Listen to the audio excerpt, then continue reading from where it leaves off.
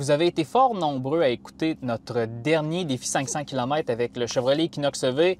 Plein de commentaires, j'ai répondu aux questions les plus techniques, mais il y a toujours eu quelque chose qui m'a chicoté depuis qu'on a fait le tournage, puis j'ai analysé les résultats. C'est le battery pack, la plus petite batterie du Equinox EV 1LT qui devait exister, qui n'existera pas. GM, est-ce qu'ils vont relâcher un Equinox moins cher puis il va y avoir une batterie différente?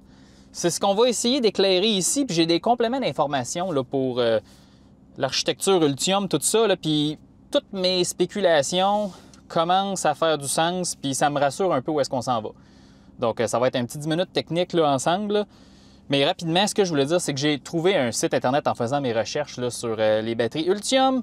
Le site web s'appelle batterydesign.net. Lien dans la description, tout ça. Puis c'est un article sur les 3 différentes batteries du Silverado EV. Mais à l'intérieur de cet article-là, il y a une capture d'écran d'un webinaire de probablement quelqu'un qui travaille chez GM qui exprime, puis ça date d'à peu près 2022, la feuille de route de GM là, pour ses batteries Ultium. Puis là, c'est de ces détails-là qu'on va discuter.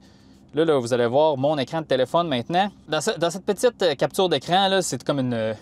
ça vient d'un PowerPoint, peu importe. Là. On a toutes les batteries Ultium, de 6 modules à 24 modules. Les 3 plus grosses, c'est le Silverado EV. On ne va pas embarquer là-dedans, là, je veux vraiment faire ça vite puis parler du Equinox EV. On pourra reparler de ça plus tard. Les Equinox EV, là, il y a une batterie de 10 modules, comme je vous ai expliqué. Puis quand on regarde dans cette feuille de route-là, on voit vraiment 3P80S, ça c'est la configuration que je vous avais parlé, à peu près 330 volts. 330 volts au voltage maximal chargé à 100%, là, pas le voltage nominal. Puis là, la capture d'écran a été modifiée, puis il y a des détails qui ont été ajoutés. On voit en haut 83 kWh. Probablement que quand cette feuille de route-là a été faite, les cellules avaient moins de capacité. Aujourd'hui, les cellules ont plus de capacité, donc c'est pour ça qu'on est à 89, 85, peu importe. Là, la batterie semble avoir beaucoup plus d'énergie que ce qui est annoncé. Puis là, on voit quelque chose d'intéressant. Equinox 30K, évidemment, 30K US. Puis évidemment, ça date de 2022. Un pack avec un module 2P12S. 24 cellules, mais arrangées différemment, donc 48 volts. Puis là, quand vous regardez, 48 volts pour le module 2P12S, puis 32 volts pour le 3P8S, puis comme je vous ai expliqué, c'est à peu près 29 volts. Le module manquant, il est là. Donc, j'avais pas tort. J'avais déjà vu cette capture d'écran-là, mais pour une fraction de seconde, puis ça était juste resté dans ma tête. Là, je l'ai retrouvé pour de vrai, je l'ai mis en favori. Donc, j'avais raison. Donc, en réalité, là, le Equinox à 30 000 US ou 37 000 Canadiens aurait pu avoir. Parce que là, moi, je pense pas que ça va se réaliser ou ça va peut-être se réaliser. Là, ça, c'est vraiment, là, on arrive dans la partie spéculation, mais là, je veux juste qu'on parle des faits. Dans les faits, dans le passé, le Equinox 400 km 1LT aurait eu, dans les plans de GM, une batterie 8 modules de 67 kWh avec un voltage de 400 volts. Donc, peut-être une performance de recharge rapide un peu plus satisfaisante là, du vrai 150 kW sur une borne moins puissante, là, une borne qui est plus commune au Québec, 350 A, 400 A, peu importe. Mais on n'aurait pas été limité en ampérage pour la puissance, puis tout le reste. Puis une batterie de 50 kWh, là, ça c'est la 53 kWh que je pensais, très très très bas voltage, probablement peut-être du stockage d'énergie, peu importe, peut-être pas des applications automobiles, on ne le sait pas. Puis là, on voit là, ici là, le battery pack du Lyric qui est sur l'autre module, le module 3P8S, le module plus bas voltage, mais à cause qu'il y a 2 modules de plus, on a plus de voltage. C'était juste ça la petite différence. C'est pour ça qu'il y a des Blazer EV qui rechargent à 190 kW parce qu'ils ont la batterie de 102 kWh du Lyric, donc le voltage est juste plus haut, recharge plus vite. Puis ça, c'est aujourd'hui en août 2024. Et là, ça m'amène où tout ça?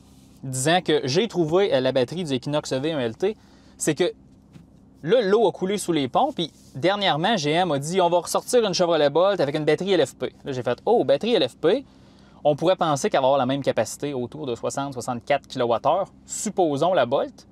Puis en ce moment, les cellules LFP les plus utilisées dans des applications nord-américaines, c'est les batteries CATL, les mêmes que Tesla et Ford utilisent dans le Mach-E de base, puis dans le Model 3 de base, dans le Model Y de base.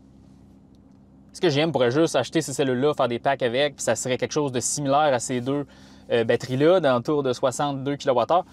C'est tout à fait possible. C'est seulement de la spéculation. Est-ce que GM va faire ses propres cellules LFP style Ultium? Je ne sais même pas si ça peut faire ça. Puis là, on aurait des configurations similaires à ça. Ça dépend vraiment du voltage de la cellule, tout ça. moi, la spéculation que je vais faire ici, je pense que GM va, puis devrait, mettre la même batterie dans la Bolt puis dans l'Equinox EV de base. Une batterie LFP pour un modèle de base, ça serait une excellente, parfaite segmentation du marché. La Bolt, voiture plus petite qui aurait potentiellement plus d'autonomie avec cette nouvelle technologie-là. Chevrolet Equinox EV, véhicule un peu plus gros, mais a la batterie de base de l'autre modèle moins cher. Pourquoi pas? Parce que les batteries LFP sont réputées pour être 30 % moins chères. Sont à peu près 30 % plus lourdes. Fait que là, dans le fond, le Equinox EV de base aurait le même poids que l'Equinox EV avec l'autre batterie et 10 modules. Fait que dans le fond, tu n'as même pas besoin de rien changer. Peut-être, là, c'est vraiment ma spéculation ici, puis on pourra plus tard, lorsqu'on essayera d'autres véhicules Ultium, revenir sur cette capture d'écran-là puis essayer de gratter un peu plus sur les modules, parce que, voyez-vous, hein, c'est toute qu'une histoire, ces affaires-là Ultium. Il y a 2 modules, comme je vous l'avais dit, hein, j'étais pas fou, des configurations différentes, puis même dans cet article-là, ça parle même de modules avec des cellules à 16 cellules ou moins que ça pour d'autres applications. Écoutez, c'est fou, là, mais lorsqu'on aura plus d'informations, on vous en parlera. Mais ça, c'est le petit complément d'informations sur le défi 500 km du Equinox EV et la revue qui suivra là, dans les prochaines semaines. À plus.